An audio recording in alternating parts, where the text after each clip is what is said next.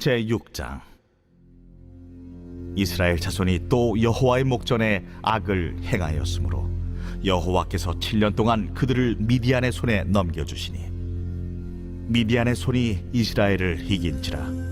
이스라엘 자손이 미디안으로 말미암아 산에서 웅덩이와 굴과 산성을 자기들을 위하여 만들었으며 이스라엘이 파종한 때면 미디안과 아말렉과 동방 사람들이 치러 올라와서 지인을 치고 가사에 이르도록 토지 소산을 멸하여 이스라엘 가운데에 먹을 것을 남겨두지 아니하며 양이나 소나 나귀도 남기지 아니하니 이는 그들이 그들의 짐승과 장막을 가지고 올라와 메뚜기 떼같이 많이 들어오니 그 사람과 낙타가 무수함이라.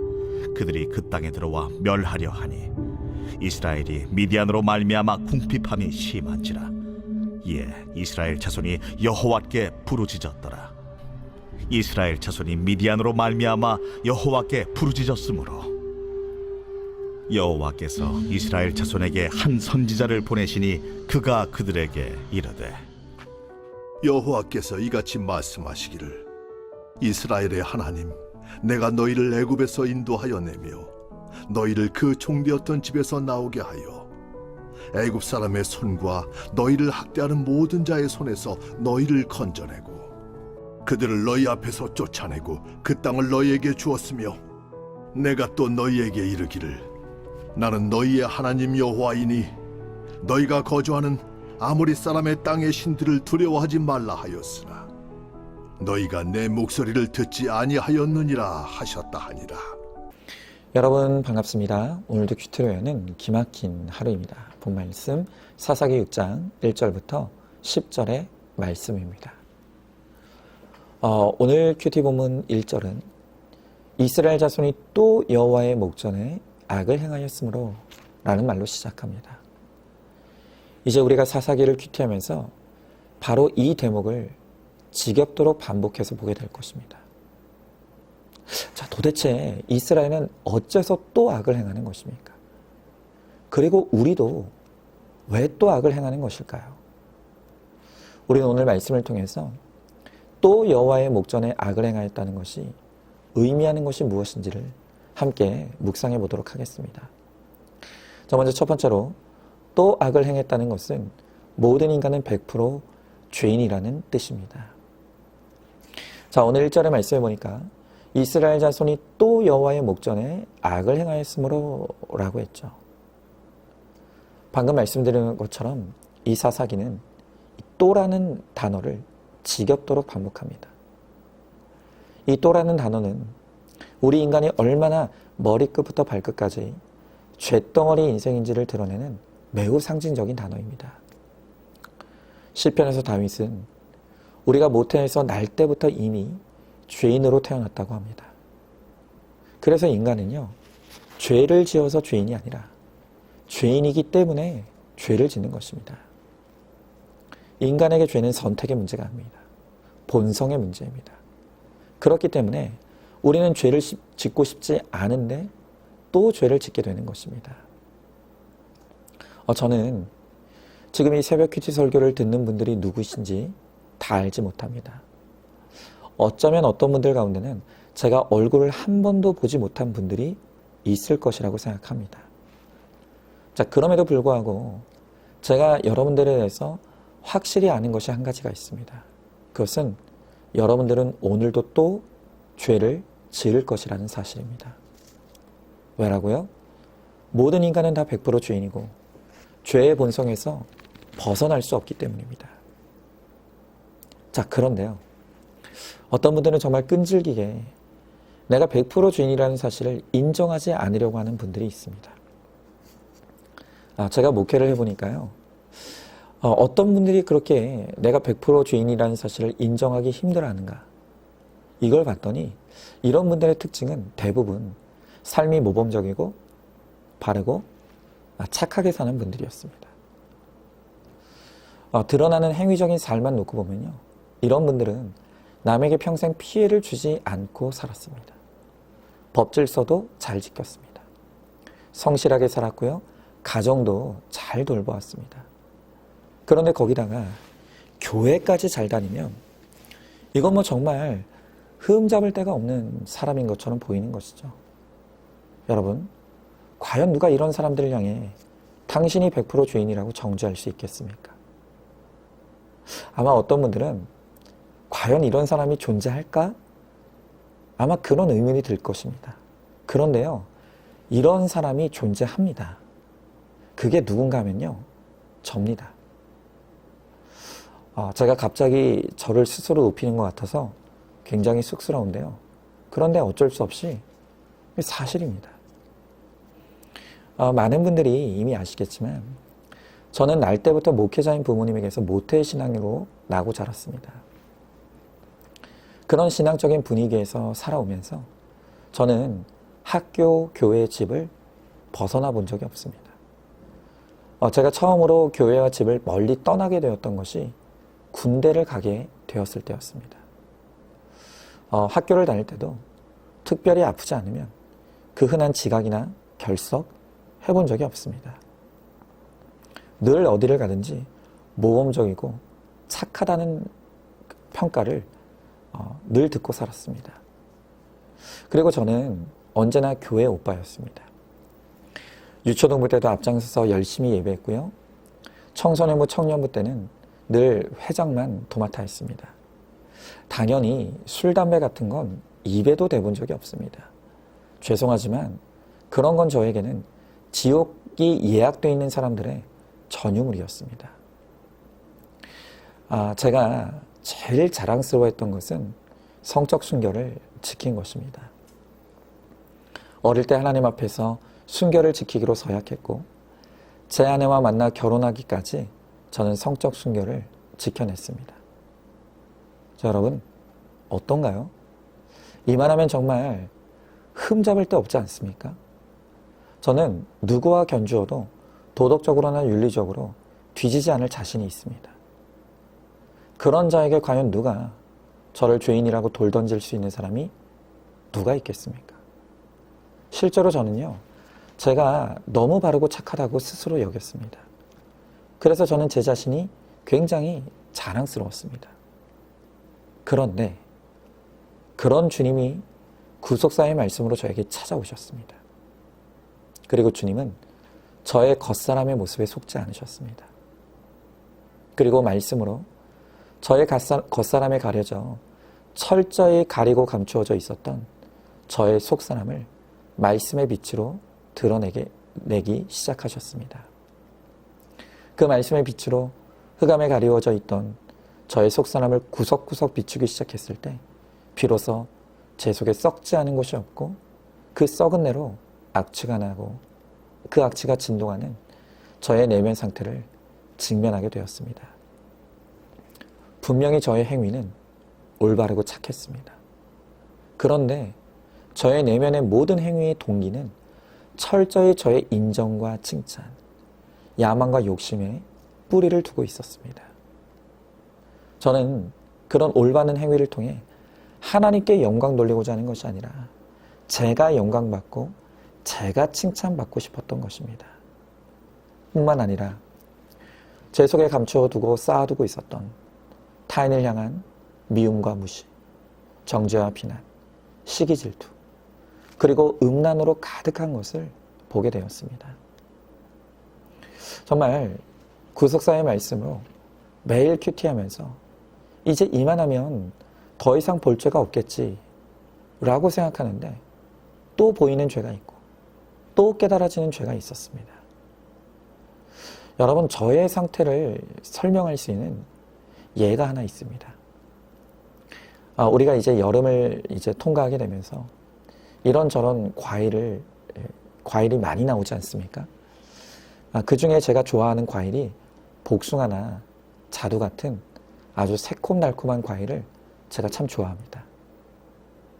자, 그런데 그런 과일 중에 어떤 것을 보면요, 겉은 분명히 너무나 먹음직하고 탐스러운 과일입니다. 다만 어느 부분에 아주 작은 구멍 하나만 나 있을 뿐입니다. 그런데요, 겉은 그렇게 멀쩡한데 그 작게 나 있는 구멍을 파보면 그 속에는 구더기 같은 벌레가 징그럽게 꿈틀거리고 있습니다. 그리고 그 벌레가 속을 다 파먹어 버려서 썩어 문드러져 있는 것입니다. 아마 여러분들도 그런 상태의 과일을 여러 번 보셨을 것입니다. 그런데 여러분, 제가 바로 딱 그런 상태입니다. 겉은 멀쩡합니다. 흠잡을 데가 없습니다. 그런데 속을 보면 구석구석 썩지 않은 데가 하나도 없는 바로 그런 상태가 딱 저의 상태였던 것입니다. 그래서 제가 너무나 잘 아는 것은 저처럼 행위가 올바르고 착한 사람들이야말로 구원받기 가장 힘든 분이라는 것을 제가 너무너무너무 잘 압니다. 저 역시 겉이 하도 그럴싸하다 보니까 그 겉모습에 저도 속고 남도 속이면서 제가 추워도 100% 죄인이라는 것을 저는 깨닫지도 못했고 인정하지도 못했었습니다.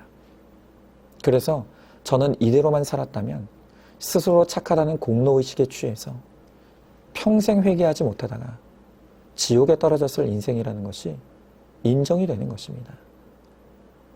또한 저야말로 가장 회개하기 어려운 교묘하고 사악한 고등 죄인이라는 것, 이것이 인정이 됩니다. 오늘 여러분들 중에 아직도 내가 100% 죄인이라는 것이 인정이 안 되는 분들이 있습니까? 저에게만 그 말씀이 여러분들에게도 들리고 깨달아지는 은혜가 임하게 되기를 간절히 소망합니다.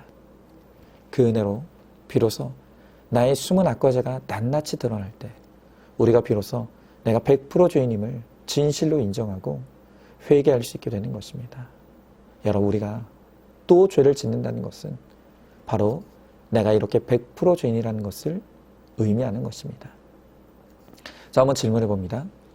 내가 100% 죄인이라는 것이 불쾌하고 인정이 안 되지 않습니까?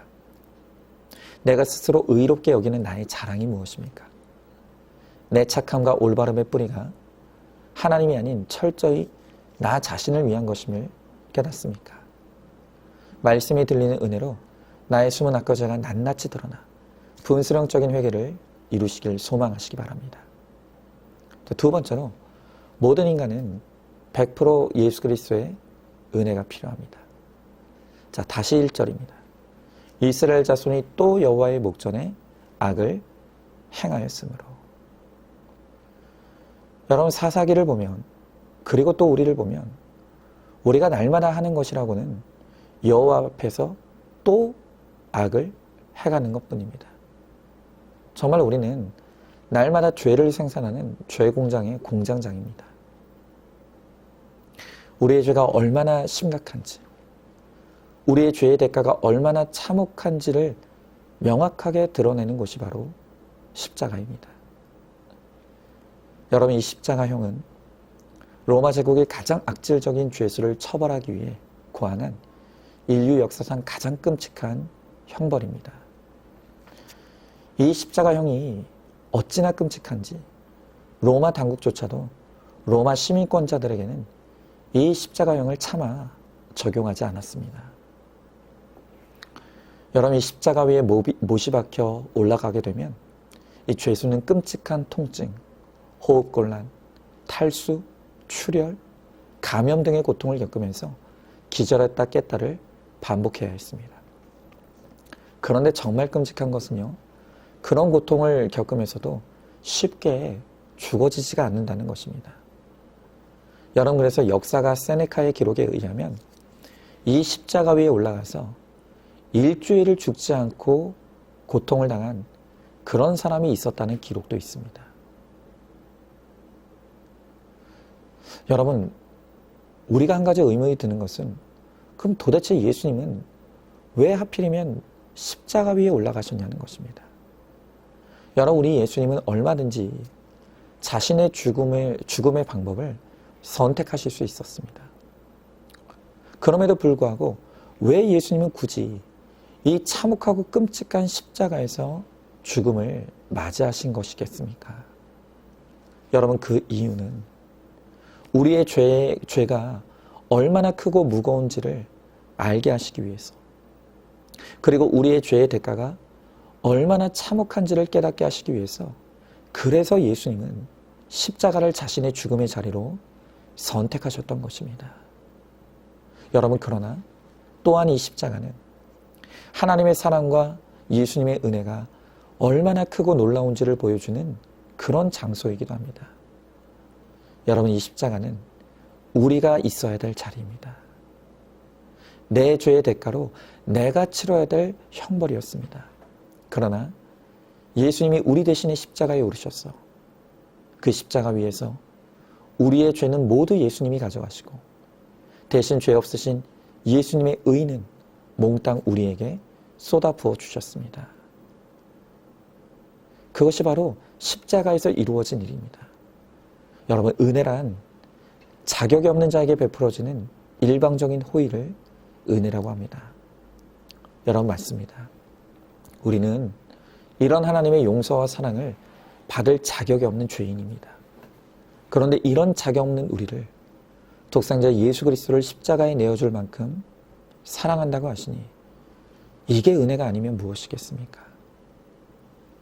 여러분, 사사기를 보면 이스라엘 백성들이 하는 일이라고는 죄 짓는 것밖에 없습니다. 그들은 어제도 죄를 짓고 오늘도 죄를 짓고 또 내일도 죄를 짓는 것이 그것이 이스라엘이 하는 유일한 일입니다. 그런데 하나님은 그런 이스라엘의 구원을 위해 바쁘게 일하시는 모습을 보여주고 있는 것입니다. 여러분, 그래서 사사기의 핵심은 실패할 수밖에 없는 인간을 하나님이 어떻게 은혜로 구원하시는지 그걸 보여주는 책이 바로 사사기입니다. 여러분, 그러므로 복음이란 명확합니다. 복음의 메시지는 명확합니다. 복음이란 오직 예수이고 오직 은혜입니다. 우리는 실패했지만 예수님은 승리하셨습니다. 그래서 우리가 예수 안에서 예수님을 믿고 의지하면 예수님의 승리가 우리의 승리가 되는 것입니다. 그러므로 오늘도 오직 예수, 오직 은혜만을 붙들고 예수님을 믿고 의지함으로 그 은혜로 말미암아 죄와 사망의 권세로부터 승리하고 이 세상에서 승리하는 저와 여러분, 우리 모두가 될 수 있기를 주님의 이름으로 축원합니다. 자, 한번 질문해 봅니다. 나는 죄에 대해 철저히 실패할 수밖에 없다는 것을 인정합니까? 그런 나를 위해 예수님께서 십자가를 대신 지시고 죄에서 승리하셨음을 믿으십니까? 그러므로 예수님을 믿기만 하면 예수님의 승리가 우리의 승리가 된다는 것을 확신합니까? 예수 안에 있는 나에게 이미 은혜가 임했음을 믿고 죄와 싸워 승리하시기 바랍니다. 자, 오늘도 7월 10일 보석상자입니다. 시험을 당하고 있습니까? 나에게 온 시험이 믿음의 시련이 될지, 욕심에 미혹되어 사망으로 결론 날지는 나의 선택에 달려 있습니다. 아멘. 우리 함께 기도하겠습니다. 하나님, 오늘 이스라엘 백성들이 또 여호와의 목전에 악을 행하였다고 합니다. 우리는 죄를 지어서 죄인이 아니라 죄인이기 때문에 죄를 짓습니다. 이미 날 때부터 죄인으로 태어난 100% 죄인입니다. 그래서 죄 짓고 싶지 않은데 또 죄를 짓습니다. 또 죄에 넘어집니다. 또 죄에 쓰러지고 말았습니다. 하나님, 처절하게 실패할 수밖에 없는 우리이고 우리의 죄 때문에 지옥 갈 수밖에 없는 우리인데 그런 우리를 사랑하셔서 독생자 예수 그리스도를 보내주시고 그를 우리 대신에 십자가 위에 올라가게 하심으로 우리의 죄는 몽땅 예수님이 가져가시고 예수님의 의는 몽땅 우리에게 쏟아부어 주셨습니다.